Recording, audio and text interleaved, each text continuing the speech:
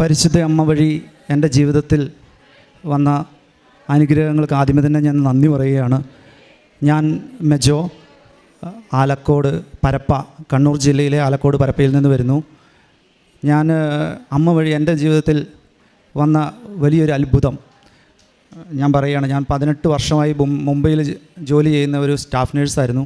Pharmaceutical സെക്ടറിൽ നല്ല രീതിയിൽ വർക്ക് ചെയ്യുന്ന ഒരു സ്റ്റാഫ് നേഴ്സായിരുന്നു. ഞാൻ മുംബൈയിൽ വെച്ച് നടന്ന ഒരു ആക്സിഡൻറ്റ്, എനിക്ക് ഒരു വീട് മേടിക്കാനായി ഞാൻ പോയതാണ്. 2ാം നിലയുടെ മുകളിൽ നിന്ന് താഴെ വീണ് എൻ്റെ വലതുവശം മുഴുവൻ തകർന്നുപോയി. എൻ്റെ ഈ താടി 2ആയിട്ട് പൊട്ടി അകന്നു. എൻ്റെ കണ്ണ് ഒരു പകുതി പുറത്തു വന്നു. എൻ്റെ കൈ ഊരിപ്പോയി. കാൽമുട്ട് പൊട്ടി തകർന്നൊരു 8 പീസായിപ്പോയി. കാലിൻ്റെ പാദങ്ങൾ ഞുറുങ്ങിപ്പോയി. അങ്ങനെ കിടന്ന അവസ്ഥയിൽ എൻ്റെ പെങ്ങൾ ഇവിടെ ഉടമ്പടി എടുത്തിട്ട് പ്രാർത്ഥിക്കുന്ന അവസ്ഥയിലായിരുന്നു. ഉടമ്പടി എടുത്തിട്ടുണ്ടായിരുന്നു മുമ്പ്. അപ്പോൾ എനിക്കിതിലൊന്നും വലിയ വിശ്വാസമൊന്നും ഇല്ലായിരുന്നു. ഉടമ്പടി എന്താണെന്ന് എനിക്കറിയില്ലായിരുന്നു. അപ്പം ഇത് ഞാൻ വീണ പാടെ പെങ്ങൾ എൻ്റെ ആ ഫോട്ടോയുമായി ഇവിടെ ഓടി വന്നു. മാതാവിൻ്റെ മുമ്പിൽ എൻ്റെ ഫോട്ടോ വെച്ചിട്ട് എനിക്ക് എൻ്റെ ആങ്ങളനെ തിരിച്ചു തരണം എന്ന് പറഞ്ഞ് അമ്മയുടെ മുമ്പിൽ പ്രാർത്ഥിച്ചു. ഈ സമയം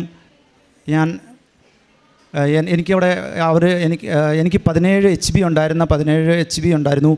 ആ HP കുറഞ്ഞ് 10 എന്നെ സർജറിക്ക് എടുക്കണമെന്ന് പറഞ്ഞു. അവർ എനിക്ക് HP 17 10 പോയി. എന്നെ സർജറിക്ക് എടുക്കണമെന്ന് പറഞ്ഞു. സർജറിക്ക് എനിക്ക് എടുക്കാൻ 24 ലക്ഷം രൂപ വേണമെന്ന് അവർ പ്രത്യേകം പറഞ്ഞു. 24 ലക്ഷം രൂപ എൻ്റെ കയ്യിലില്ല. അപ്പോൾ ആ അവസരത്തിൽ അവിടെ പെങ്ങൾ ഇവിടെ വന്ന് പ്രാർത്ഥിക്കുന്നുണ്ട്. ആ അവസരത്തിൽ എനിക്ക് അവിടെ ഒരു മാലാഖയെ പോലെ ഒരു നേഴ്സ് വന്നു. ആ നേഴ്സ് വന്ന് പറയുവാണ്, ഞാൻ നിന്നെ അവിടെ എൻ്റെ പെങ്ങളായിട്ട്, എൻ്റെ ആങ്ങളെയായിട്ട് ഞാൻ അവിടെ അഡ്മിറ്റ് ചെയ്യാം, അങ്ങനെയാണെങ്കിൽ എനിക്ക് ഹോസ്പിറ്റൽ കൺസെഷൻ കിട്ടും എന്ന് പറഞ്ഞു. അങ്ങനെ അവരവിടെ എന്നെ ആങ്ങളെയാന്ന രീതിയിൽ അഡ്മിറ്റ് ചെയ്തു. എനിക്ക് ആ ബില്ല് അവർ പ്രൊവിഷണൽ ബില്ല് 10 ലക്ഷം രൂപ കുറച്ച് തന്നു. അങ്ങനെ 24 ലക്ഷം എന്നുള്ളത് 14 ലക്ഷമാക്കി മാറി. 14 ലക്ഷം രൂപയാണെങ്കിൽ പോലും എനിക്ക് എടുക്കാനില്ല. ഞാൻ ഈ സമയത്ത് ഞാൻ ബോധം കെട്ട് കിടക്കുകയാണ്. എനിക്ക് ബോധമൊന്നുമില്ല കേട്ടോ. ഞാൻ ബോധമൊന്നും ഇല്ലാതെയായിരുന്നു. കോമ സ്റ്റേജിലാണ് ഞാൻ കിടക്കുന്നത്. ഞാൻ ഈ അവസരത്തിൽ എനിക്ക് കറക്റ്റ് പറയാൻ പറ്റുന്നില്ല. ബോധം കെട്ട് ഞാൻ കിടക്കുന്ന സമയത്ത് ഹോസ്പിറ്റലിൽ എന്നെ കൊണ്ടു ചെല്ലുമ്പോൾ അവരെന്നെ ഒരു ശവമാണ് വരുന്നത് എന്ന് പറഞ്ഞിട്ട് അവരുടെ ഇതെല്ലാം തൂത്ത് മാറ്റി, നല്ല ബെഡ്ഷീറ്റൊക്കെ മാറ്റി, എന്ന് വെച്ചാൽ മൊത്തം ബ്ലഡിൽ കുളിച്ചാണ്. എൻ്റെ കണ്ണൊക്കെ പുറത്താണ്. അപ്പം ഇത് ചുരുണ്ട് കിടക്കുന്നൊരവസ്ഥയിലാണ് ഞാൻ.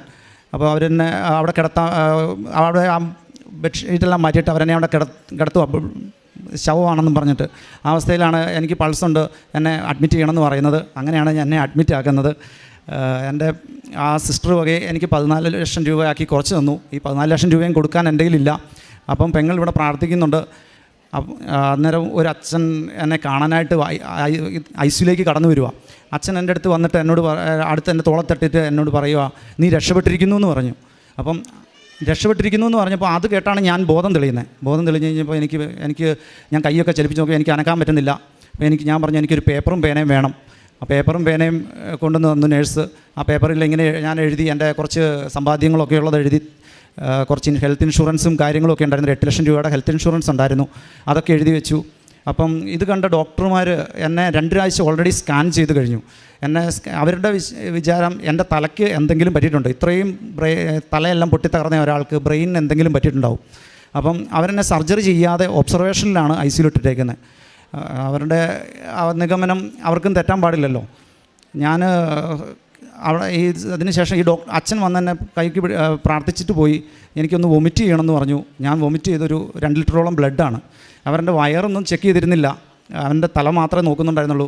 Wire scan ചെയ്തിട്ടുണ്ടായിരുന്നില്ല. അപ്പോൾ വയറിൽ നിന്ന് ഒരുപാട് ബ്ലഡ്, ഞാൻ ഈ പൊട്ടിയാകുന്നതുകൊണ്ട് എൻ്റെ ബ്ലഡ് മുഴുവൻ ഞാൻ കുടിച്ചുകൊണ്ടിരിക്കുകയായിരുന്നു. എൻ്റെ വയറിലേക്ക് പോയിക്കൊണ്ടിരിക്കുന്നത്, ലങ്സിൽ പോകാതെ, ഒരു തുള്ളി പോലും ലങ്സിൽ പോകാതെ എൻ്റെ ആ ബ്ലഡ് മുഴുവൻ, എനിക്ക് നാവൊന്നും അനക്കാൻ പറ്റില്ല. മൊത്തം നീര് വെച്ച് മുഖമൊക്കെ ഒരു വികൃതമായി.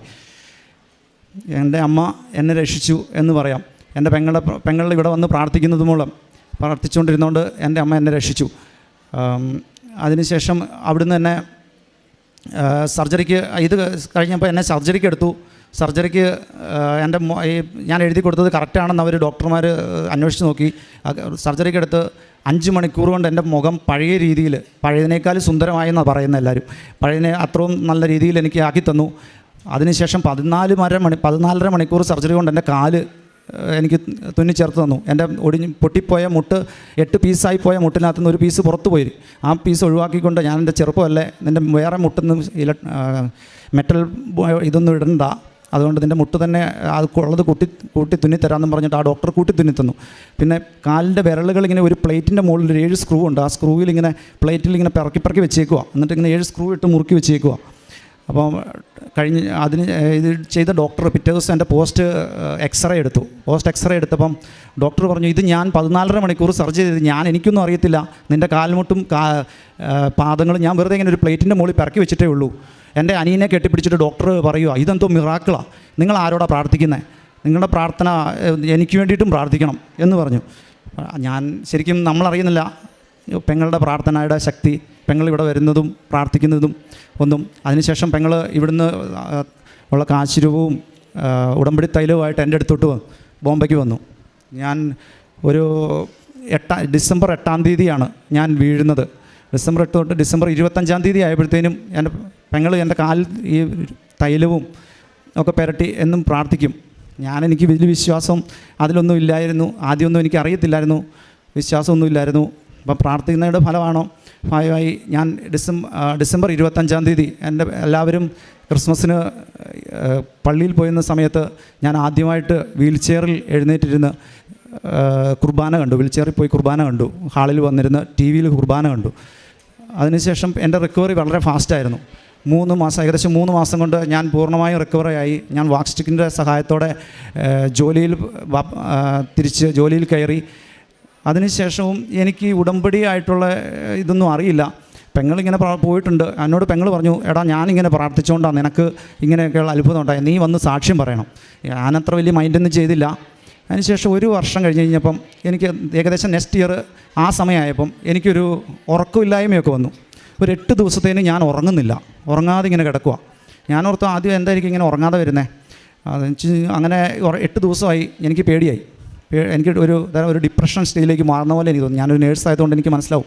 അപ്പോൾ ഞാൻ പെട്ടെന്ന് പോയി സൈക്കാട്രിസ്റ്റിനെ കണ്ടു. സൈക്കാട്രിസ്റ്റ് പറഞ്ഞു, നിനക്ക് ഇതൊരു തരം PTSD എന്ന് പറയുന്ന ഒരു രോഗാവസ്ഥയാണ്, അതായത് പോസ്റ്റ് ട്രോമാറ്റിക് സ്ട്രെസ് ഡിസോർഡർ. അത് നേഴ്സുമാരായിട്ടുള്ളവർക്കറിയാം. ഇങ്ങനെ വലിയ വീഴ്ചകളൊക്കെ പറ്റുന്നവർക്ക് വരുന്ന ഒരു പേടി ഉള്ളിൽ തട്ടിയിട്ടുള്ളൊരു അസുഖമാണ്.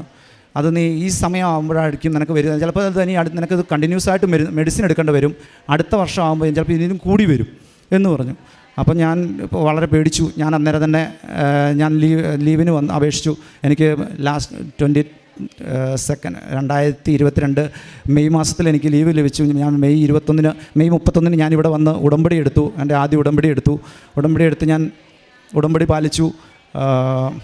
2023 ഡിസംബർ 8-ാം തീയതി ഞാനിവിടെ വന്ന് നമ്മുടെ അഖണ്ഡ ജപമാലയിൽ 25 കിലോമീറ്റർ ഞാൻ ഈ കാലുകൊണ്ട് വിത്തൗട്ട് വാക്ക് സ്റ്റിക്കിൻ്റെ സഹായത്തോടെ ഒരു ചട്ടുമില്ലാതെ എൻ്റെ അമ്മ പൂർണ്ണമായി നടത്തി. എനിക്കൊരു കുഴപ്പവും ഇപ്പം ഇല്ല. എനിക്ക് മരുന്നും പൂർണ്ണമായിട്ട് എൻ്റെ മരുന്ന് PTSD എന്ന് പറയുന്ന അസുഖം പൂർണ്ണമായി എനിക്ക് മാറ്റി തന്നു. എനിക്കിപ്പോൾ മരുന്ന് എനിക്ക് എടുക്കണ്ട, ഒരു കുഴപ്പമില്ലാതെ നന്ന സുഖമായിട്ട് ഉറങ്ങാം. എൻ്റെ അമ്മയ്ക്കും തിരുക്കുമാരനും 1000 നന്ദി.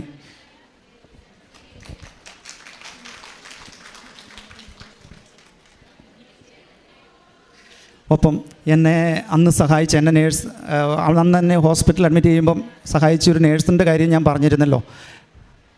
ആ നേഴ്സിന് 10 വർഷമായിട്ട് കുട്ടികളില്ലായിരുന്നു. ഞാനന്ന് ഉടമ്പടി എടുക്കാൻ വരുമ്പം അവിചാരിതമായിട്ട് അവരും ഉണ്ട് ഇവിടെ ഉടമ്പടി എടുക്കാൻ വരുന്നു. അപ്പോൾ ഞാൻ 5 നിയോഗം എൻ്റേത് എഴുതി. അപ്പോൾ എന്നാൽ പിന്നെ ഇവർക്കും വേണ്ടിയിട്ടും ഞാനെന്തെങ്കിലും പ്രാർത്ഥിക്കണമല്ലോ എന്ന് എഴുതി. അവരുടെയും ഒരു നിയോഗമായിട്ട് അവർക്ക് മക്കളുണ്ടാകണമെന്ന് പറഞ്ഞ് ഞാനത് എഴുതി. ഇന്നിപ്പം അവർക്ക് കുട്ടിയുണ്ടായി. 10 മാസമായി ഒരു ആൺകുട്ടിയെ കൊടുത്തു.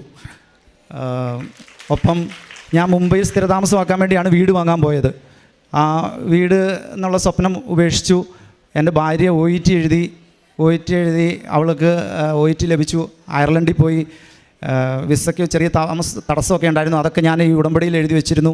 അതെല്ലാം മാറ്റി എന്നെ ദൈവം അനുഗ്രഹിച്ചു. ഒപ്പം ഈ 8-ാം തീയതി ഫെബ്രുവരി 8-ാം തീയതി എനിക്കും വിസ പറ്റി ഫാമിലിയായിട്ട് ഞങ്ങൾ അയർലൻഡിലേക്ക് പോവുകയാണ്.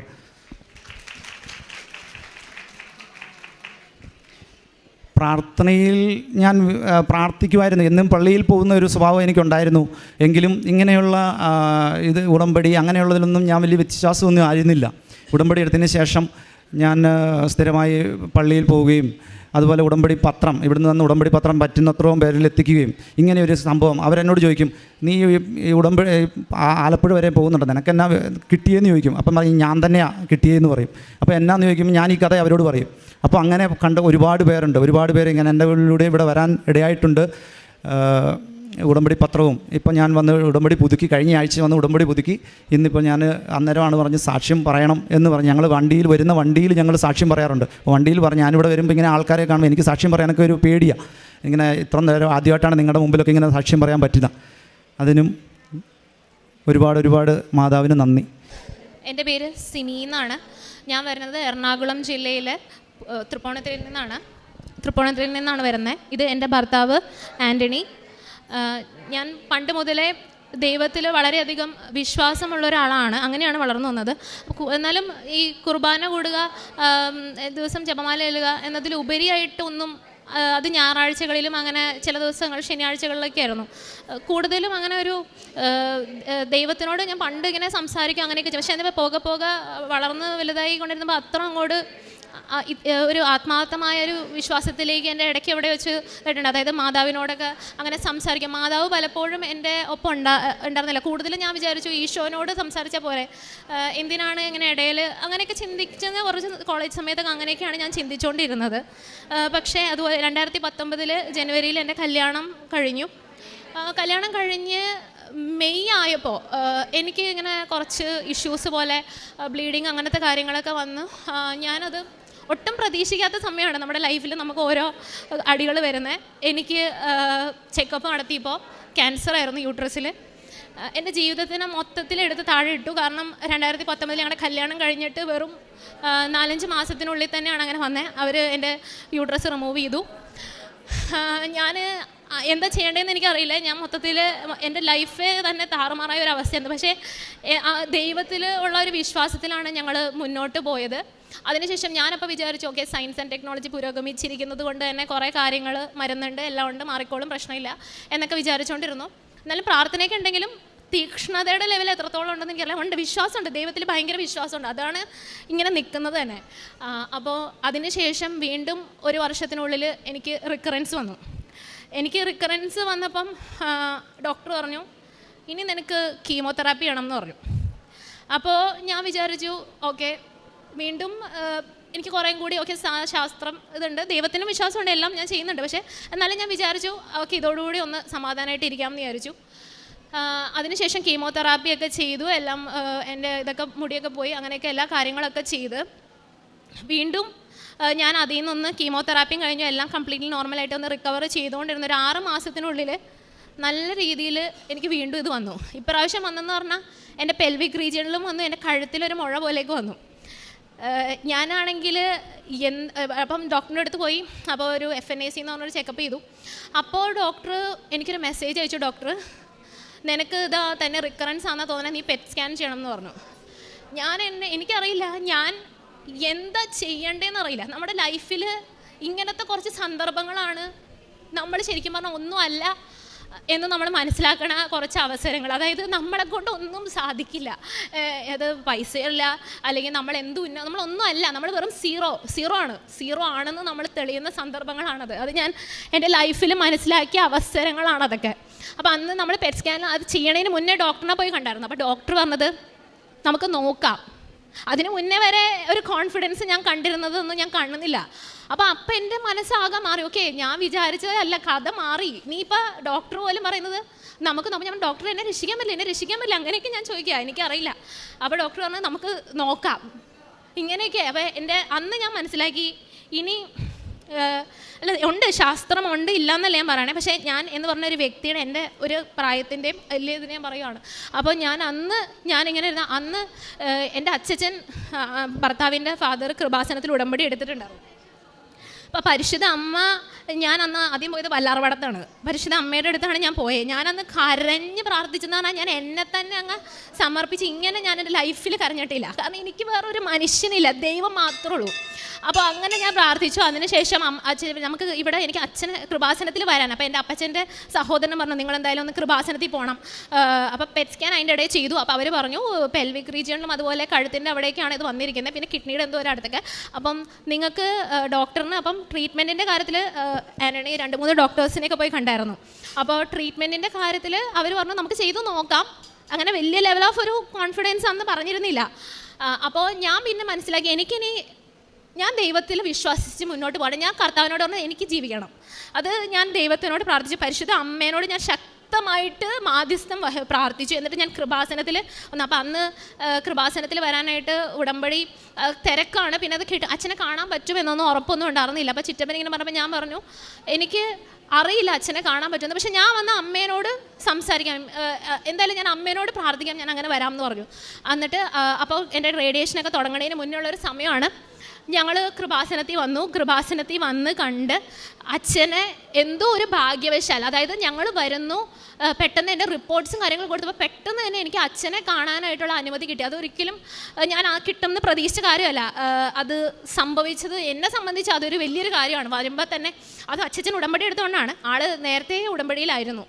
അപ്പോൾ ഞാൻ അച്ഛനായിട്ട് അച്ഛനെ കണ്ട് ഞാൻ എൻ്റെ കാര്യങ്ങൾ ഞാൻ ഇവിടെ കരഞ്ഞ് പ്രാർത്ഥിച്ച്, കരഞ്ഞ് മാതാവിൻ്റെ അടുത്ത് പ്രാർത്ഥിച്ച് എനിക്ക് വേണ്ടി കർത്താവിനോട് ശക്തമായ മാധ്യസ്ഥം വഹിക്കണം. അപ്പോൾ അച്ഛൻ്റെ അടുത്ത് അച്ഛൻ കാര്യങ്ങളെല്ലാം പറഞ്ഞു. അച്ഛൻ മാതാവിൻ്റെ അടുത്ത് എൻ്റെ റിപ്പോർട്ട്സൊക്കെ ആയിട്ട് പോയിട്ട് പ്രാർത്ഥിച്ചു. എന്നിട്ട് അച്ഛൻ എൻ്റെ അടുത്ത് വന്നിട്ട് ചോദിച്ചു നിനക്ക് എൻ്റെ ഇതിൽ നിനക്ക് ഞാൻ മാതാവിനെ 38 വർഷമായി ചെയ്യുന്ന പൗരോഹിത്യത്തിൽ നിനക്ക് വിശ്വാസമുണ്ടോ? ഞാൻ പറഞ്ഞു എനിക്ക് വിശ്വാസമുണ്ട് എന്ന് പറഞ്ഞു. അച്ഛൻ പറഞ്ഞു നീ ഒന്നുകൊണ്ട് പേടിക്കേണ്ട, നിനക്ക് ഇനി ഈ അസുഖം വരില്ല, നിനക്ക് റിക്കറൻസ് ഉണ്ടാവില്ല, നീ ധൈര്യമായിട്ടിരിക്കുമെന്ന് പറഞ്ഞ് അച്ഛൻ എൻ്റെ അബ്ഡോമൻ എൻ്റെ കുരിശ് വരച്ച് പ്രാർത്ഥിച്ചു. എന്നെ സംബന്ധിച്ച് അതൊരു വലിയൊരു എനിക്കൊരു എൻ്റെ കൈയൊക്കെ പൂത്തുറന്നൊരു അനുഗ്രഹം പോലെയായിരുന്നു. എന്നത് ദൈവത്തിൻ്റെ ഒരു എന്നോട് സംസാരിച്ച പോലെ എനിക്ക് തോന്നി. എന്ന് വെച്ചാൽ മാതാവിലൂടെ എന്നോട് സംസാരിച്ചായിട്ട്. അതിനുശേഷം ഞാൻ എൻ്റെ ട്രീറ്റ്മെൻറ്റ് സ്റ്റാർട്ട് ചെയ്തു. അവിടെ വേറെ ഒരു കാര്യം ദൈവം എനിക്ക് എന്ന് വെച്ചാൽ ഞാൻ വളരെ ടെൻസ്ഡ് ആയിരുന്നു. അറിയാമല്ലോ 3ാമത്തെ പ്രാവശ്യമാണ് എന്താ ചെയ്യേണ്ടതെന്ന്. അപ്പോൾ റേഡിയേഷന് പോകുമ്പോഴാണ് ആകസ്മികമായിട്ട് റേഡിയേഷൻ എൻ്റെ ഒപ്പം സ്കൂളിൽ പഠിച്ച കുട്ടി, അവളാണ് അസിസ്റ്റൻറ്റ് ഡോക്ടറായിട്ട് റേഡിയേഷൻ്റെ അവിടെ. അത് എനിക്ക് ദൈവം അവിടെ എനിക്കൊരു എന്താ പറയുക എനിക്കും തന്നൊരു അനുഗ്രഹമാണ്. എൻ്റെ കൂട്ടുകാരത്തി തന്നെ റേഡിയേഷൻ്റെ ഡോക്ടർ. അപ്പോൾ അവൾ എൻ്റെ ഒപ്പം എല്ലാ കാര്യത്തിനും എൻ്റെ ഒപ്പം നിന്നു. അവിടെയുള്ള സ്റ്റാഫുകളൊക്കെ വളരെയധികം നമ്മൾ സപ്പോർട്ടിങ് ആയിരുന്നു. അപ്പോൾ എൻ്റെ കഴുത്തിലുണ്ടായിരുന്ന അതിൻ്റെ ഇടയിൽ ഞാൻ ഒരു ഹോമിയോ മരുന്നും എടുത്തായിരുന്നു. ആ ഡോക്ടറും ഇതുപോലെ കൃപാസനത്തിൽ വലിയ വിശ്വാസിയാണ്, ഡോക്ടറും പറഞ്ഞിട്ടുണ്ടായിരുന്നു. ഇപ്പോൾ ഇതെല്ലാം തുടങ്ങുന്നതിന് മുന്നേ ഞാനൊരു സ്കാൻ ചെയ്തായിരുന്നു, അൾട്രാസൗണ്ട്. അപ്പോൾ എൻ്റെ കണ്ടിരുന്ന ആ ഒരു മുഴ, ഒരു ഫൈൻഡിങ് ഉണ്ടായിരുന്നു, അത് പോയി. അത് അപ്രത്യക്ഷമായി കംപ്ലീറ്റ്ലി പോയി, മരുന്നൊന്നും ഇതാക്കാതെ തന്നെ. പിന്നെ അതുപോലെ തന്നെ എൻ്റെ റേഡിയേഷൻ തുടങ്ങി 3ാമത്തെ ദിവസം എൻ്റെ കഴുത്തിലെ മുഴ ഭയങ്കരമായിട്ട് കുറഞ്ഞു. അപ്പം ഞാൻ എൻ്റെ ഫ്രണ്ടിനോട് ചോദിച്ചു. അപ്പോൾ അവൾ പറഞ്ഞു നിനക്ക് ഡോക്ടേഴ്സ് എക്സ്പെക്റ്റ് ചെയ്യുന്നതിനേക്കാൾ കൂടുതൽ വേഗത്തിൽ നിനക്ക് അവിടെ ചേഞ്ചസ് വരുന്നത്. കാരണം റേഡിയേഷൻ എന്നൊക്കെ പറഞ്ഞാൽ 10 റേഡിയേഷനൊക്കെ കഴിഞ്ഞാലാണ് എന്തെങ്കിലും ഒരു നല്ല രീതിയിലൊരു ചേഞ്ച് അവർ എക്സ്പെക്റ്റ് ചെയ്തിരുന്നുള്ളൂ എൻ്റെ ആ ഒരു കേസിൽ. പക്ഷേ അന്ന് വെറും ഈ 3 റേഡിയേഷനുള്ളിൽ തന്നെ ഭയങ്കര വിസിബിൾ ചേഞ്ചാണ് എന്നിൽ വന്നത്. ഇതും എല്ലാം ഞാൻ ദൈവത്തിൻ്റെ ഓരോ കാര്യങ്ങൾ. അതിൻ്റെ ഇടയിൽ US-ന് ഒരു സ്റ്റഡി നമ്മൾ മരുന്നിന് വേണ്ടി ഡോക്ടർ മുഖേന ഒരു ഇതിന് കൊടുത്തിട്ടുണ്ടായിരുന്നു. പക്ഷെ അന്ന് നമുക്കതിൽ ഫലമൊന്നും കിട്ടിയില്ല. അപ്പം ഞാൻ പിന്നെ ഫുൾ കർത്താവിൽ തന്നെ വിശ്വസിച്ച് മാതാവിനോട് ഞാൻ ശക്തമായിട്ട് അപേക്ഷിച്ചു. എനിക്കൊരു വിശ്വാസം ഉണ്ടായി തുടങ്ങി. കാരണം ദൈവം എൻ്റെ ഒപ്പം ഉണ്ടെന്ന്. ഇപ്പോൾ ഞാൻ കീമോതെറാപ്പിയും എല്ലാം മെഡിസിനൊക്കെ സ്റ്റാർട്ട് ചെയ്ത് എൻ്റെ ശരീരം അതിനോട് നല്ല രീതിയിൽ പ്രതികരിച്ച് നല്ല രീതിയിൽ എനിക്ക് കുറവ് വന്നു തുടങ്ങി. അതിൻ്റെ ഇടയിൽ ഞാൻ ഓൺലൈനായിട്ട് എനിക്ക് എന്താ പറയുക മനസ്സിന് പലപ്പോഴും നമ്മുടെ മനസ്സ് ഇത്തരം ചിന്തകളിൽ പോലെ. അപ്പം ഞാൻ ഓൺലൈനായിട്ട് ഞങ്ങളൊരു എൻ്റെ ഹസ്ബൻഡ് ഒമാനിലായിരുന്നു. അദ്ദേഹം ജോലി രാജിവെച്ച് നാട്ടിൽ തന്നെ നമുക്ക് സെറ്റിൽ ചെയ്യാം. ഇതൊക്കെ ദൈവത്തിൻ്റെ കൃപ കൊണ്ട് മാത്രം ലഭിക്കുന്നത്. അതുപോലെ എൻ്റെ ഭർത്താവിൻ്റെ വീട്ടുകാരുടെ ഒരു സഹകരണം, ഇതൊക്കെ ഞാൻ പറഞ്ഞില്ലേ ദൈവത്തിൻ്റെ ഒരു കൃപ കൊണ്ട് മാത്രം എനിക്ക് ലഭിക്കുന്ന അനുഗ്രഹങ്ങളാണ്. എന്നിട്ട് ഞങ്ങൾ നാട്ടിൽ ഒരു ചെറിയ ബിസിനസ് പോലെ തുടങ്ങി. എന്നിട്ട് എൻ്റെ കീമോതെറാപ്പിയുടെ സമയത്തൊക്കെ എനിക്ക് എക്സിബിഷൻസൊക്കെ ചെയ്യാൻ പറ്റുന്നുണ്ടായിരുന്നു. ഞാൻ എക്സിബിഷൻസിന് പോകുമായിരുന്നു. ഇതൊന്നും എന്നെക്കൊണ്ട് നടക്കുന്ന കാര്യങ്ങളല്ല, എൻ്റെ ഒപ്പം ശക്തമായൊരു സാന്നിധ്യം ഉണ്ടെന്നുള്ളത് ഞാൻ തിരിച്ചറിഞ്ഞു. എനിക്ക് പലപ്പോഴും ഞാൻ കൃപാസനത്തിലെ ഉടമ്പടി ടോക്കിൻ്റെ സമയത്തൊക്കെ എൻ്റെ കൈയൊക്കെ പൂത്ത് കയറും. എനിക്ക് ഭയങ്കരമായ ദൈവം എൻ്റെ ഒപ്പം ഉണ്ട്, എൻ്റെ ഒപ്പം എന്നെ നടത്തുന്നുണ്ടെന്നുള്ള ഒരു ശക്തമായ വിശ്വാസം എനിക്കുണ്ട്. അതുപോലെ തന്നെ ഇപ്പോൾ ഞാൻ എൻ്റെ ട്രീറ്റ്മെൻറ്റ് കണ്ടിന്യൂ ചെയ്ത അവസാനം ഒക്ടോബർ 2022 ഡോക്ടർ പറഞ്ഞു കീമോതെറാപ്പി കഴിഞ്ഞു, നിൻ്റെ ട്രീറ്റ്മെൻറ്റ് നല്ല രീതിയിൽ നിനക്ക് പ്രോഗ്രസ് ഉണ്ട്, ഓക്കെ ഇനിയും കുറച്ചുകൂടി കുറയാനുണ്ടായിരുന്നു. എൻ്റെ കഴുത്തിൻ്റെ അവിടെയും അതുപോലെ തന്നെ അടിവയറിൻ്റെ അവിടെയും കുറച്ച്, പക്ഷേ അത് നല്ല രീതിയിൽ കുറയുന്നുണ്ടെന്ന് മാത്രമല്ല ഡോക്ടർ പറഞ്ഞു ഇനി മെഡിസിൻ ടാബ്ലറ്റ് ഫോമിലുള്ള മരുന്ന് കണ്ടിന്യൂ ചെയ്താൽ മതി എന്ന് പറഞ്ഞു. അങ്ങനെ ഞാൻ ഇപ്പം അന്ന് ഒക്ടോബർ 2022 ഇപ്പോൾ വരെ മെഡിസിൻ കണ്ടിന്യൂ ചെയ്യുവാണ്. എനിക്ക് എൻ്റെ കഴിഞ്ഞ ബുധനാഴ്ചയായിരുന്നു എൻ്റെ പെറ്റ് സ്കാൻ. അപ്പോൾ ആ പെറ്റ് സ്കാനിൻ്റെ റിസൾട്ട് ഇന്നലെയാണ് വന്നത്. അപ്പോൾ ഞാൻ ഓൾറെഡി എഴുതിയിട്ടിട്ടുണ്ടായിരുന്നു. ഞാൻ ഇവിടെ വന്നിട്ട് ഞാൻ പലപ്പോഴും കൃപാസനത്തിൽ വരുമ്പോൾ ഞാൻ പ്രാർത്ഥിക്കും എനിക്ക് ഇവിടെ കയറി നിന്നിട്ട് എനിക്ക് ഇത് സാക്ഷ്യം പറയണം. എന്നെ സംബന്ധിച്ച് ഇതൊരു വലിയ അനുഗ്രഹമാണ്. എനിക്കൊരു നാളെ എന്നൊരു ദിവസം ഉണ്ടാകുമെന്ന് പോലും ക്വസ്റ്റ്യൻ മാർക്കിൽ നിന്ന ഒരു ആളാണ് ഇവിടെ ഇങ്ങനെ നിന്ന് ഈ സംസാരിക്കുന്നത്. എനിക്കത് ദൈവം വഴി മാത്രം സാധിച്ച ഒരു വലിയൊരു കാര്യമാണ്. അത് എനിക്ക് മുന്നോട്ട് വിശ്വാസമുണ്ട്. എൻ്റെ ശരീരത്തിൽ നിന്നും കംപ്ലീറ്റ്ലി അസുഖം മാറി ഞാൻ ഇവിടെ വന്ന് വീണ്ടും അതിന് സാക്ഷ്യം പറയുന്നത് എനിക്ക് ദൈവത്തിലൂടെ ഉള്ള അനുഗ്രഹം കിട്ടുമെന്ന് എനിക്ക് ഉറപ്പുണ്ട്. പരിശുദ്ധ അമ്മയുടെ വലിയൊരു മാധ്യസ്ഥശക്തി എൻ്റെ ഒപ്പം ഉണ്ട്. അതുപോലെ തന്നെ ഈ സ്കാനിന് മുന്നേ പെറ്റ് സ്കാനിൻ്റെ റിസൾട്ടൊക്കെ പറയുന്നതിന് മുന്നേ തന്നെ ഞാനൊരു സ്വപ്നം ഇതുപോലെ മാതാവിൻ്റെ ഇത് കണ്ടിട്ടുണ്ടായിരുന്നു. മാതാവിൻ്റെ ഇങ്ങനെ ഞാൻ കൃപാസനത്തിൽ വന്നിങ്ങനെ നിൽക്കുകയാണ്. അപ്പോൾ മാതാവിൻ്റെ രൂപത്തിൽ ഒരു ഗ്രീൻ ലൈറ്റ് വരുന്ന ഈ ഗ്രീൻ ലൈറ്റിൽ അപ്പോൾ എനിക്കതൊരു പ്രത്യാശയാണ്, എൻ്റെ പ്രത്യാശയാണത്. ഇന്നലെ പെറ്റ് സ്കാനിന് പോയി ഡോക്ടറിനെ കണ്ടു. ഡോക്ടർ പറഞ്ഞു നല്ല രീതിയിൽ നോർമലാണ്, വേറെ പുതുതായിട്ടൊരു റിക്കറൻസ് അങ്ങനെ ഒന്നുമില്ല, സ്റ്റേബിളായിട്ടാണ് പോകുന്നത്, വേറെ കുഴപ്പങ്ങളൊന്നുമില്ല. പണ്ടത്തത് മിനിമലി ആക്റ്റീവ് അത് നല്ല രീതിയിൽ കുറഞ്ഞിട്ടുണ്ട്. അവരെ സംബന്ധിച്ച് അതൊരു വലിയൊരു അത്ഭുതമുള്ള നല്ല റിസൾട്ടാണ്. എന്നെയും എൻ്റെ കുടുംബത്തെയും സംബന്ധിച്ച് അതൊരു വലിയൊരു അനുഗ്രഹം തന്നെയാണ്. ഭാവിയിൽ ഞാൻ ഉറപ്പായിട്ടും ഇവിടെ വന്ന് കയറി നിന്നിട്ട് ഇത് കംപ്ലീറ്റ്ലി മാറി മെഡിക്കൽ റിപ്പോർട്ടായിട്ട് എനിക്കിവിടെ വന്ന് നിൽക്കാൻ പറ്റും. ദൈവം അതിനെ എന്നെ പ്രാപ്തിയാക്കുമെന്ന് പരിശുദ്ധ അമ്മയിലൂടെ എനിക്കത് സാധിച്ച് കിട്ടുമെന്ന് ഞാൻ ഉറച്ച് വിശ്വസിക്കുന്നു. അതോടൊപ്പം തന്നെ എനിക്ക് പറയേണ്ട വേറൊരു കാര്യം എന്ന് പറഞ്ഞാൽ ഞാൻ കഴിഞ്ഞ മെയ്യിൽ എനിക്ക് ആക്ച്വലി എൻ്റെ മെഡിക്കൽ ഇൻഷുറൻസിൻ്റെ ചില കാരണങ്ങൾ കൊണ്ട് എനിക്ക് ഇൻഷുറൻസ് കിട്ടില്ല. അപ്പം നമ്മുടെ കയ്യിൽ നിന്ന് തന്നെയാണ് എല്ലാത്തിനും പൈസ എടുത്തുകൊണ്ടിരുന്നത്. അപ്പം ഞാൻ ജോലി ചെയ്യുന്ന ഓഫീസിൽ ജോലി ചെയ്യുന്ന ഓഫീസ് വഴി നമുക്ക് ഇൻഷുറൻസിന് അപ്ലൈ ചെയ്യാൻ പറ്റുമായിരുന്നു. അപ്പോൾ അത് എനിക്ക് പല കാരണങ്ങൾ കൊണ്ടും ആ ഇൻഷുറൻസ് വളരെയധികം അവർ വൈകിച്ചുകൊണ്ട് എന്നുവെച്ചാൽ അത് അവരുടേതല്ല പല കാരണങ്ങൾ, കാരണം കീമോ എന്ന് പറഞ്ഞൊരു ഡേ കെയർ ആക്ടിവിറ്റി ആയതുകൊണ്ടും പല കാരണങ്ങൾ കൊണ്ടും അത് കിട്ടില്ല എന്നുള്ള രീതിയിലാണ് പറഞ്ഞത്. കിട്ടില്ല എന്ന് തന്നെ എഴുതി തള്ളിയിട്ടുണ്ടായിരുന്നു. അപ്പം ഒരു ദിവസം മെയ്യിൽ രാത്രി ഞാൻ എൻ്റെ റൂമിൽ കിടക്കുമ്പോൾ, എൻ്റെ റൂമെന്ന് വെച്ചാൽ 94 പണിത വീടാണ്, ഞാൻ ആ റൂമിൽ കിടക്കുന്നുണ്ട്. എൻ്റെ സ്വന്തം വീട്ടിലായിരുന്നു. പക്ഷേ മതിൽ ഇതുവരെ അങ്ങനെ ഒന്നും പ്രത്യേകിച്ച് ഞാനൊന്നും കണ്ടിട്ടില്ല. ഇന്ന് ഞാൻ കുർബാന ഓൺലൈനായിട്ട് കൂടി കൊന്ത റൂമിൽ എത്തിച്ച് എന്നിട്ട് ഞാൻ കിടന്നുറങ്ങുമ്പോൾ എൻ്റെ മുറിയിൽ എൻ്റെ ബെഡിനോട് ചേർന്നുള്ള മതിൽ ഞാൻ ഒരു ഗ്രീൻ ലൈറ്റ് ഞാൻ കണ്ടു. ഈ ഗ്ലോ ഇൻ ദ ഡാർക്ക്, ഈ കൊന്തയൊക്കെ നമ്മൾ തിളങ്ങുന്ന കൊന്തയില്ലേ നമ്മളങ്ങനെ വെക്കുന്ന അതുപോലത്തെ ഇതിൽ ഗ്രീൻ ലൈറ്റ് കാണുന്നത് പോലെ എൻ്റെ റൂമിൽ ഒരു ഗ്രീൻ ലൈറ്റ് കണ്ടു. ഞാൻ പെട്ടെന്ന് നമ്മളെപ്പോഴും ഇങ്ങനെ ഇതെന്താണ്, എങ്ങനെയാണ് ഇത് വരാൻ ചാൻസ് എന്നൊക്കെ പല രീതിയിൽ നോക്കി, പുറത്തൊന്നുമല്ല. അപ്പോൾ എനിക്ക് ഉറപ്പായി ഇത് എന്തോ ഒരു അത്ഭുതമാണ്, ദൈവത്തിൻ്റെ ഒരു കൃപയാണ്, മാതാവിൻ്റെ ഒരു സാന്നിധ്യമാണെന്നൊക്കെ ഞാൻ വിശ്വസിച്ചു. അപ്പം ഞാൻ എന്ത് ചെയ്തെന്ന് വെച്ചാൽ അപ്പുറത്തെ റൂമിലേക്ക് ഓടി അപ്പച്ചനെയും അമ്മച്ചനെയും ഒന്ന് വിളിച്ചുണർത്താനായിട്ട്. അപ്പോൾ അന്നത്തെ ദിവസം എൻ്റെ അപ്പച്ചന് മുട്ടിന് വേദന ഉണ്ടായിരുന്നു. അപ്പം ഞാൻ ഉടമ്പടി തൈലം ഇതുപോലെ അപ്പച്ചന് ഒന്ന് കാലിൽ ഇത് പെരടി ഞാൻ അപ്പച്ചനോട് പറഞ്ഞത് കൂടുതലൊന്ന് കൃപാസനത്തിൽ വരണം അങ്ങനെയൊക്കെ ഞാൻ അപ്പച്ചൻ്റെ അടുത്ത് പറഞ്ഞിട്ടുണ്ടായിരുന്നു. ഞാൻ മുട്ടിൽ പ്രാർത്ഥിച്ചിട്ട് അപ്പച്ചന് ഉടമ്പടി തൈലം തേച്ച് കൊടുത്തു. അതുപോലെ തന്നെ എൻ്റെ വീടിൻ്റെ ചുറ്റും അന്നത്തെ ദിവസം ഞാൻ ഉപ്പ് വെതറിയിട്ടുണ്ടായിരുന്നു പ്രാർത്ഥിച്ചിട്ട്. അപ്പോൾ അപ്പച്ചനാണ്, ഞാൻ എൻ്റെ അപ്പുറത്തെ റൂമിൽ പോയപ്പോൾ അപ്പച്ചനെ വിളിച്ചു. അപ്പോൾ അപ്പച്ചൻ എൻ്റെ റൂമിലേക്ക് വന്ന് എന്താ പെട്ടെന്ന് ഞാൻ വിളിക്കണേന്ന് പറഞ്ഞിട്ട് അപ്പച്ചൻ ഇത് കണ്ടു. അപ്പച്ചനും കണ്ടു, ഞാനും കണ്ടു. ഞങ്ങളത് ഒരുമിച്ച് എന്നിട്ട് അത് തൊടുകയും ചെയ്തു. തൊട്ട് കഴിഞ്ഞപ്പോൾ അപ്പച്ചനും ആൾക്കും തോന്നി ഇത് അങ്ങനത്തെ നോർമലായിട്ടുള്ളൊരു കാര്യമല്ലല്ലോ എന്നുള്ളത്. അപ്പം ഞാൻ പറഞ്ഞു അപ്പച്ചൻ്റെ അടുത്ത് ഞാൻ എന്തായാലും ഇവിടെ തന്നെ കടന്നോളാം, അപ്പച്ചൻ അപ്പുറത്തോട്ട് പോയിക്കോ. അതിൽ എനിക്ക് അങ്ങനെ ഞാൻ എന്നിട്ട് ആ ലൈറ്റ് നോക്കി വന്നിട്ട് കുറച്ച് ഒരു 10 മിനിറ്റ് എന്ന് ഞാൻ പറയാം, അതിനുള്ളിൽ തന്നെ ആ ലൈറ്റ് അപ്രത്യക്ഷമായിപ്പോയി. പിന്നെ അത് കണ്ടിട്ടില്ല. പിന്നെ എൻ്റെ അമ്മയും സഹോദരനൊക്കെ പല രീതിയിൽ നോക്കി, അങ്ങനെ ഒരു ലൈറ്റ് അവിടെ വന്നിട്ടില്ല. പിന്നെ ഇതേ ഗ്രീൻ ലൈറ്റാണ് ഞാൻ അന്ന് മാതാവിൽ സ്വപ്നത്തിലും കണ്ടത്.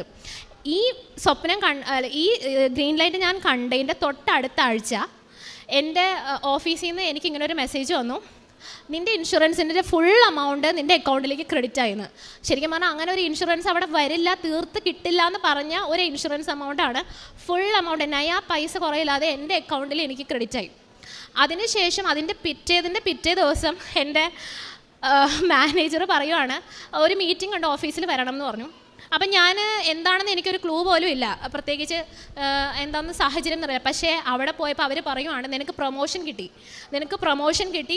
നിനക്ക് വിത്ത് ഹൈക്ക് നിനക്ക് പ്രൊമോഷൻ കിട്ടി. അപ്പം ഞാൻ ഇതെല്ലാം എന്താ പറയുക പെട്ടെന്ന് എൻ്റെ ഒരു CEO പറഞ്ഞു നിനക്ക് ക്രിസ്മസ് ഇപ്രാവശ്യം നേരത്തെ ആണെന്നാണ് തോന്നുന്നതെന്ന്. അപ്പം എൻ്റെ ഉള്ളിലുണ്ട് ഇത് എനിക്ക് എങ്ങനെ എൻ്റെ ദൈവത്തിൻ്റെ മാതാവിൻ്റെ വലിയൊരു അനുഗ്രഹം എനിക്ക് കിട്ടിയതാണെന്നുള്ള വലിയൊരു ശക്തമായ വിശ്വാസം എനിക്കുണ്ട്. അതിലൂടെയൊക്കെ ഞാൻ ഈ കർത്താവിൻ്റെ സാന്നിധ്യം ഞാൻ തിരിച്ചറിയുമായിരുന്നു. അതുപോലെ തന്നെ ഞാൻ പലപ്പോഴും എക്സിബിഷൻസിന് ഞാനും എൻ്റെ ഭർത്താവ് എക്സിബിഷൻസ് ചെയ്യാനൊക്കെ പോയിട്ടുണ്ട്. ഞങ്ങളുടെ ബിസിനസ് നല്ല രീതിയിൽ പോകുന്നുണ്ട്. ഇപ്പം ഞങ്ങൾക്ക് ഇരിഞ്ഞാലക്കുടയിൽ ഒരു കട, അതിനുവേണ്ടി ഒരു കട ഞങ്ങൾക്ക് തുടങ്ങാൻ പറ്റി. ഇതൊന്നും ഞങ്ങളുടെ കഴിവല്ല, ഞാൻ പറയാം 0 മെറിറ്റാണ്, ബട്ട് ബൈ ഗ്രേസ്. അത് അച്ഛൻ പറയുന്നത് വളരെ സത്യമാണ്. അതിലൂടെ എനിക്ക് ഏറ്റവും വലിയ അച്ഛൻ്റെ ടോക്സ് എന്നെ ഭയങ്കരമായിട്ട് ഇൻസ്പയർ ചെയ്തിട്ടുണ്ട്. കാരണം അച്ഛൻ പലപ്പോഴും പറയാറുണ്ട് ലോജിക്കലി നിങ്ങൾ തിങ്ക് ചെയ്യണം. ഞാൻ അങ്ങനെ കുറേ കാര്യങ്ങൾ ഞാൻ അങ്ങനെ ചെയ്യണം. എനിക്ക് കുറേ കാര്യങ്ങൾ പണ്ട് എൻ്റെ അടുത്ത് പലരും കൃപാസനത്തിനെ കുറിച്ചൊക്കെ പറഞ്ഞപ്പോൾ നമ്മളിലൊരു നെഗറ്റീവ് നോഷൻ. പക്ഷേ ഇന്ന് ഞാൻ ഓരോ ഉടമ്പടിയുടെ ടോക്കും കേൾക്കുമ്പം എനിക്കത് റീസണബിൾ ആയിട്ട് തോന്നാറുണ്ട്. അത് വാലിഡ് പോയിന്റ്സ് ആണ് അച്ഛൻ പറയുന്നത്. എൻ്റെ അടുത്ത് ഇപ്പം ആരെങ്കിലും ഇതിനെക്കുറിച്ച് ഞാൻ പലരോടും സംസാരിച്ചിട്ടുണ്ട്. ഞാൻ അവരോട് പറയാറുണ്ട് എന്താണ് കാര്യങ്ങളെന്നുള്ളത് കൃത്യമാക്കി കൊടുക്കാറുണ്ട്. കാരണം തെറ്റിദ്ധാരണകൾ ഇന്ന് എല്ലാവരുടെയും ഇടയിലുണ്ട്. അത് പലപ്പോഴും ഈ ടോക്ക് കേൾക്കുകയോ അല്ലെങ്കിൽ എന്താണ് ഇവിടെ നടക്കുന്നത്, അതുപോലെ ഉടമ്പടി എന്താണ്, ഞാനത് അനലൈസ് ചെയ്യാറുണ്ട്. ഉടമ്പടിയിൽ നമ്മളൊരു നല്ല മനുഷ്യനാവണം എന്നാണ് അതിനുവേണ്ടിയുള്ള കാര്യങ്ങളാണ് എഴുതി വെച്ചിരിക്കുന്നത്. അപ്പം അതുപോലെ തന്നെ എല്ലാവരോടും നമ്മൾ മറ്റുള്ള ഫോർഗിവ്നെസ് എന്നൊക്കെ പറഞ്ഞാൽ നമ്മൾ എല്ലാവരോടും ക്ഷമിക്കുമ്പോൾ നമ്മുടെ മനസ്സിലുണ്ടാകുന്ന ആശ്വാസം, ഈ ഫോർഗിവ്നെസ് തെറാപ്പി എന്നൊക്കെ പറഞ്ഞാൽ നമ്മൾ പലപ്പോഴും ഡിപ്രഷനിലും എല്ലാത്തിലും ട്രീറ്റ്മെൻറ്റ് അതൊക്കെയാണ് പറയുന്നത്. പക്ഷേ അതൊക്കെ നമുക്ക് ഓൾറെഡി ഇവിടെ ബൈബിളിലും കർത്താവ് പറഞ്ഞു, അല്ലെങ്കിൽ കർത്താവ് പറഞ്ഞ കാര്യങ്ങളാണത്. ക്ഷമിക്കുക, എല്ലാവരോടും ക്ഷമിക്കുക, എല്ലാവരെയും സ്നേഹിക്കുമ്പോൾ തന്നെ നമുക്ക് കിട്ടുന്ന ആ ഒരു വ്യത്യാസം എന്താണെന്ന് ഞാനിപ്പോൾ അനുഭവിച്ചത്. അതുപോലെ തന്നെ വിശ്വാസം, പ്രത്യാശ, സ്നേഹം, ഇതിൽ ആഴപ്പെടുക. ഇതിൻ്റെ അർത്ഥം ഞാനിന്ന് മനസ്സിലാക്കുന്നത്. കാരണം വിശ്വസിച്ച് നീ ചോദിച്ചാൽ അത് കിട്ടും എന്നുള്ളത് ഭയങ്കരമായ സത്യമാണ്. പലപ്പോഴും നമ്മൾ ബലഹീനരാണ്, മനസ്സിൽ ടെൻഷനുണ്ട്, ആകുലതകൾ വരാറുണ്ട്. പക്ഷെ എന്നാൽ പോലും ഞാൻ ബൈബിളിലെ ദൈവവചനങ്ങൾ എടുക്കുമ്പോൾ അതിലെല്ലാം കൃത്യമായിട്ട് പറയുന്നുണ്ട് നീ വിശ്വസിക്കുക, അചഞ്ചലപ്പെടാതെ നീ വിശ്വസിക്കുക, നിനക്കത് സാധിച്ചു കിട്ടും, നിനക്കത് കർത്താവ് തരും, നീ സംശയിക്കേണ്ട, സംശയം പാടില്ല, വിശ്വസിക്കുക. ഇത് എനിക്ക് ഭയങ്കരമായിട്ട് എൻ്റെ ജീവിതത്തിൽ ഞാൻ അതുപോലെ തന്നെ പ്രത്യാശ. ഒരു മനുഷ്യന് ഏറ്റവും കൂടുതൽ വേണ്ടത് പ്രത്യാശ. നാളെ ദൈവം അവിടെ നമ്മളെ താങ്ങിക്കോളും, എല്ലാം കൂടി നമ്മളെടുക്കണം. ഞാൻ ഇത്ര നാളെ എൻ്റെ ഭാരം മൊത്തം ഞാൻ ചുമന്നുകൊണ്ട് നടക്കാം എന്നാണ് വിചാരിച്ചുകൊണ്ടിരുന്നത്.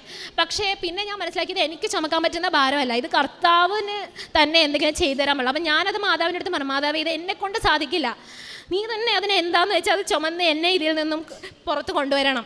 അതാണ് ഞാൻ പറഞ്ഞത്. അപ്പോൾ പ്രത്യാശ, അതുപോലെ സ്നേഹം, എല്ലാവരെയും സ്നേഹിക്കുക, സ്നേഹം കൊടുക്കുക. ദൈവം മൊത്തം നമ്മളോട് സ്നേഹം കൊണ്ടാണ് ഇങ്ങനെ നമുക്ക് വേണ്ടി മരിച്ചത്, അവിടെ നിന്ന് ഉയർത്തത്. ആ സ്നേഹം നമ്മളും എല്ലാവരോടും സ്നേഹിക്കുമ്പോൾ മനസ്സിന് ഭയങ്കരമായ വ്യത്യാസങ്ങൾ. അതുപോലെ തന്നെ നമ്മളോട് പറയാം സമാധാനം നിന്നോടുകൂടെ. ആ വാക്കിൻ്റെ അർത്ഥം ഞാൻ പഠിച്ചു. കാരണം ജീവിതത്തിൽ നമുക്ക് ഏറ്റവും കൂടുതൽ വേണ്ടത് സമാധാനമാണ്. സമാധാനത്തിൻ്റെ വില ഞാൻ പഠിച്ചു. സമാധാനം എന്ത് ഉണ്ടെന്ന് പറഞ്ഞിട്ടും കാര്യമില്ല, ലൈഫിൽ വേണ്ടത് സമാധാനമാണ്. സമാധാനം കിട്ടുക എന്നുള്ളത് വലിയൊരു കാര്യമാണ്. മര്യാദയ്ക്ക് ജീവിക്കാൻ പറ്റുക, സമാധാനത്തോടെ ജീവിക്കാൻ പറ്റുക, ഇതിൻ്റെയൊക്കെ അർത്ഥങ്ങൾ ഞാൻ ഇപ്പോൾ കൂടുതലും പഠിച്ചു തുടങ്ങി. പിന്നത്തെ കാര്യം എന്ന് പറഞ്ഞാൽ എനിക്ക് പലപ്പോഴും എനിക്ക് താങ്ങായി കിട്ടുന്ന ഒരു ബൈബിൾ വചനം എന്ന് പറയുന്നത് ഭയപ്പെടേണ്ട, ഞാൻ നിന്നോട് കൂടിയുണ്ട്, സംഭ്രമിക്കേണ്ട, ഞാനാണ് നിന്റെ ദൈവം, ഞാൻ നിന്നെ ശക്തിപ്പെടുത്തുകയും സഹായിക്കുകയും ചെയ്യും, എൻ്റെ വിജയകരമായ വലത്ത് കൈ നിന്നെ താങ്ങി നിർത്തും. ഇത് എൻ്റെ ഒരു വലിയ ശക്തിയാണ് ഈ ബൈബിൾ വചനം. ഏശയ്യ 43:1 ഇത് എനിക്ക് ഭയങ്കരമായ ഒരു ശക്തി തരുന്നൊരു വചനമാണ്. അതുപോലെ തന്നെ മനുഷ്യർക്ക് അസാധ്യമായത് ദൈവത്തിന് സാധ്യമാണ്. ഇത് എൻ്റെ ജീവിതത്തിൽ ഇത് ഞാൻ കണ്ടുകൊണ്ടിരിക്കുകയാണ്. അതുപോലെ തന്നെ ദൈവമായ കർത്താവ്, വിജയം വരിക്കുന്ന യോദ്ധാവ് നിൻ്റെ മധ്യമുണ്ട്. ഇതുപോലെ പല വചനങ്ങളും എനിക്ക് പ്രത്യാശ പകർന്നിട്ടുണ്ട്. എന്നെ മുന്നോട്ട് നയിക്കുന്നതും ഇതാണ്. അതുപോലെ തന്നെ പിന്നെ ഞാൻ മറ്റുള്ളവരെ സഹായിക്കുക, അങ്ങനത്തെ കാര്യങ്ങൾ ഇപ്പോൾ കുറേയും കൂടി കൂടുതലായിട്ട് ചെയ്യാൻ തുടങ്ങി. ഭക്ഷണം ഞാൻ വീട്ടിൽ തന്നെ എന്നെക്കൊണ്ടും എൻ്റെ അമ്മച്ചി ഉടമ്പടി എടുത്തിട്ടുണ്ട്. അമ്മ ഉടമ്പടി ഞങ്ങൾ ഭക്ഷണം വീട്ടിൽ തന്നെ ഭക്ഷണം ഉണ്ടാക്കിയിട്ട് ഭക്ഷണം കഴിക്കാത്ത കുറേ പേര് അങ്ങനെയുള്ളവർക്കൊക്കെ ഞങ്ങൾ തന്നെ ഒരുമിച്ച് കൊണ്ടേ കൊടുക്കാൻ, നമ്മൾ തന്നെ പാകം ചെയ്ത് കൊണ്ടേ കൊടുക്കാനുള്ള കാര്യങ്ങൾ ചെയ്യുന്നുണ്ട്. പിന്നെ ഉടമ്പടി പത്രം കൊടുക്കുമ്പം അത് കൂടുതലും ആൾക്കാരിലേക്ക് എത്തിക്കുക. വെറുതെ എവിടെയെങ്കിലും കൊണ്ടേ വെക്കാതെയോ, അല്ലെങ്കിൽ ഞാൻ കൊടുക്കുന്ന പത്രവും അവരത് വായിക്കും. ഇനി അവർക്ക് ബുദ്ധിമുട്ടാണെങ്കിൽ ഞാൻ പറയും വേണ്ട, എനിക്ക് തിരിച്ചു തന്നോളൂ, ഞാൻ വേറെ ആർക്കെങ്കിലും കൊടുത്തോളാം എന്ന് ഞാൻ പ്രത്യേകം പറയാറുണ്ട്. അതുപോലെ തന്നെ ഞാൻ കുമ്പസാരത്തിൻ്റെ വില ഞാൻ പഠിച്ചു. കുമ്പസാരിക്കണം എന്നുള്ളതും പാപങ്ങളും ഞാൻ പല സാക്ഷ്യങ്ങളും കേട്ടിട്ടുണ്ട്. പലപ്പോഴും നമ്മുടെ പല പ്രശ്നങ്ങളും കുമ്പസാരിച്ച് കഴിയുമ്പോൾ നമുക്ക് മനസ്സിന് കിട്ടുന്ന ദൈവത്തിൻ്റെ കൃപ നമ്മളിലേക്ക് വരാനുള്ള നമ്മളിലുള്ള എല്ലാ ബ്ലോക്കും കുമ്പസാരം വഴി മാറിപ്പോവാണ്. അപ്പോൾ അതിലൂടെ തന്നെ കർത്താവിൻ്റെ കൃപ നമ്മളിലേക്ക് നന്നായിട്ട് ഒഴുകും എന്ന് എനിക്ക് പലപ്പോഴും തോന്നിയിട്ടുണ്ട്. അതുപോലെ തന്നെ ഞാൻ വേറെ മറ്റുള്ളവരുടെ അടുത്ത് പലപ്പോഴും എനിക്കറിയാവുന്ന പലരും ഉടമ്പടിയുടെ കാര്യങ്ങളിലൊക്കെ ഇതുപോലെ ഞാൻ അവരോട് സംസാരിക്കാറുണ്ട്. എൻ്റെ സുഹൃത്തും അതുപോലെ എൻ്റെ ബന്ധുക്കളൊക്കെ ഉടമ്പടി ഞാൻ പറഞ്ഞിട്ടും എടുത്തിട്ടുണ്ട്. അതിലുപരി കുറേ പേർക്ക് തെറ്റായ ധാരണകൾ ഉടമ്പടിനെ കുറിച്ചുള്ളത് എനിക്ക് തിരുത്താൻ സാധിച്ചിട്ടുണ്ട്. അത് ഞാൻ എന്നെക്കൊണ്ട് പറ്റുന്ന രീതിയിൽ, കാരണം ന്യായമായ കാര്യങ്ങൾ ന്യായമായി പറയുകയും ന്യായമായിട്ട് മനസ്സിലാക്കുകയും ചെയ്യണം എന്ന് വിശ്വസിക്കുന്ന ഒരാളാണ് ഞാൻ. അപ്പം എനിക്കത് ശരിയാണെന്ന് തോന്നുന്നുണ്ട് ഇവിടെ നടക്കുന്ന എല്ലാ കാര്യങ്ങളും. അതുകൊണ്ട് തന്നെ ഞാൻ അതിനുവേണ്ടി സംസാരിക്കുകയും ചെയ്യുന്നുണ്ട്.